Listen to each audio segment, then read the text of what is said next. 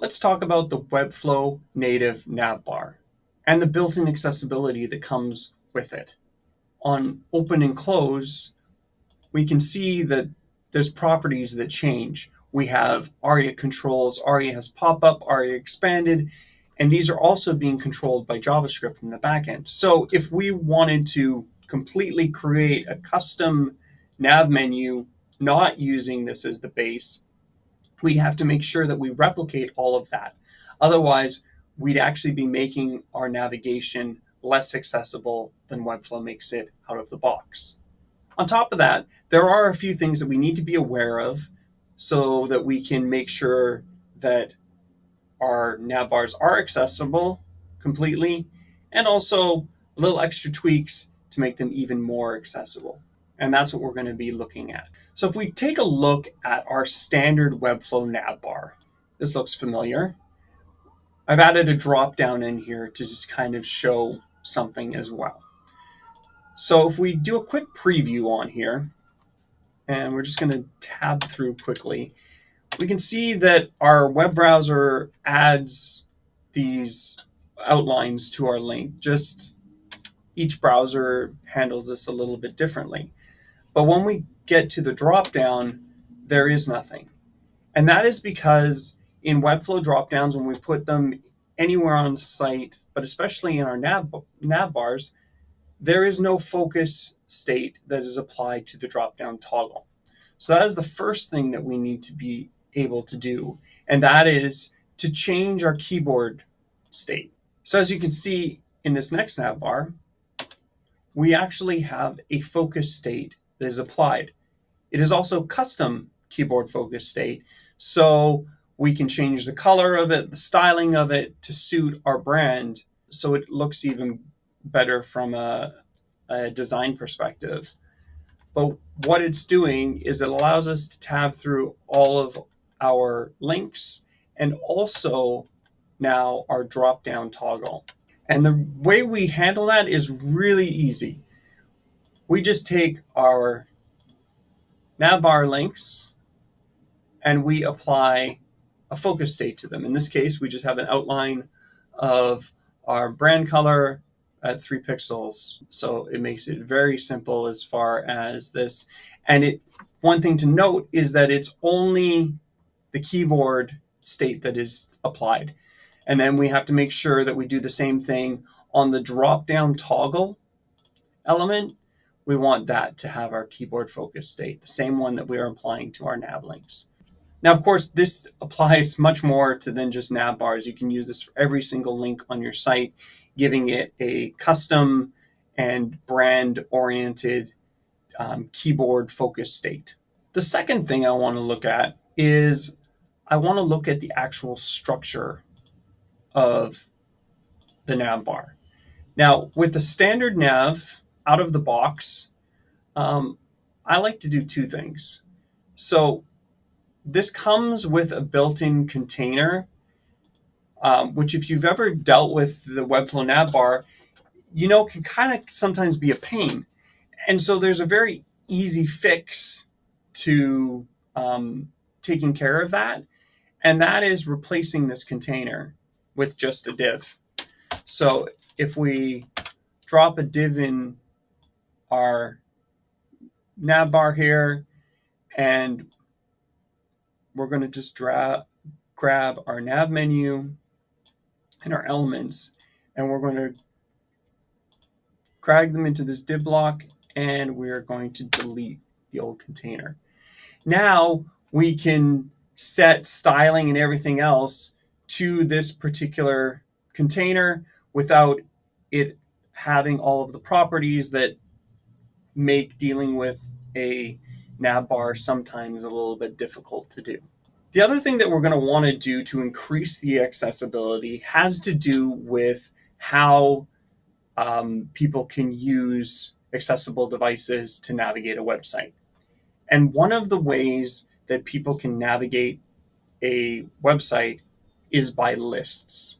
Lists have properties in them that allow an accessible device to know how many items are in it, and they identify it as a list as well. And accessible devices can, very similar to how we did landmarks, you can actually go through a site by the lists on it, on a page. So it is very helpful to be wrapping things that are meant to be in lists, like nav menus, in lists. And so if we take a look at what we did here, the first level of our sample nav bar is we have our sample nav bar menu wrapper, basically, and then we have a nav bar list tucked inside of it. What you're going to notice in Webflow, and this is important to know because this nav menu makes out our mobile nav. So we don't want to replace this particular element. We want to put the list inside of it. And we want to do the same thing for the dropdowns as well. So what we've done is we've created a list inside of our nav menu with list items, and then we have the links tucked inside of there. And then further down, we have our list item, and then we have our dropdown that is tucked inside of here as well. Now keep in mind, the navbar dropdown, or just the Webflow dropdown in general, applies a nav tag to the dropdown. So it already identifies it as a navigation element, which is great, but it's just a div. So you can't pull list items into it. Even though it says it's a drop-down list, it functionally is a div with a nav tag.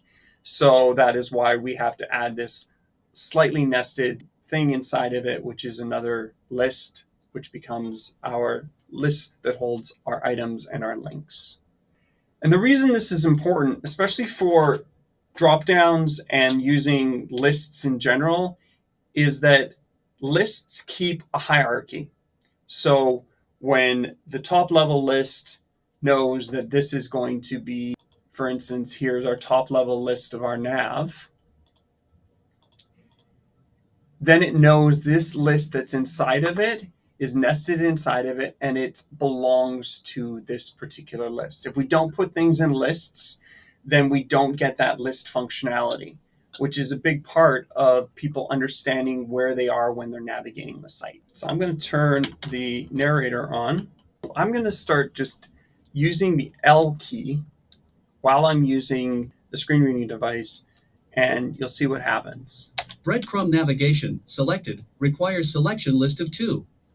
Sample NAV menu navigation selected requires selection list of 5. Disclosure and link NAV menu navigation selected requires selection list of 4. So just by using the list, somebody can, without doing anything to the site, they can actually just jump to the navigation list very, very easily. So let's go back into the second list here. Sample disclosure and link NAV menu navigation selected requires selection list of 4. So we now know that there's 4 items here.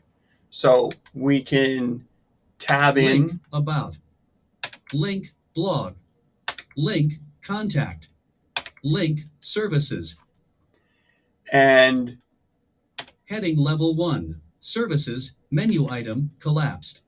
So this tells us that there's something to be opened. Services, navigation landmark. Service 1, 1 of 3 level 2, heading level 2. Link, service 1. Service 2, 2 of 3 level 2, heading level 2. Link, service 2. Service 3, 3 of 3 level 2, heading level 2. Link, service 3. So this helps people very easily be able to use the navigation in a way that makes sense, keeping the list hierarchy so that they can understand that they're basically within a list within a list. That is really important for people to be able to quickly and easily use your site, even if they're using assisted devices, just as easy as I would be using with a mouse. Those are 2 very simple things that we can do to improve the already great accessibility that comes with the native Webflow Navbar.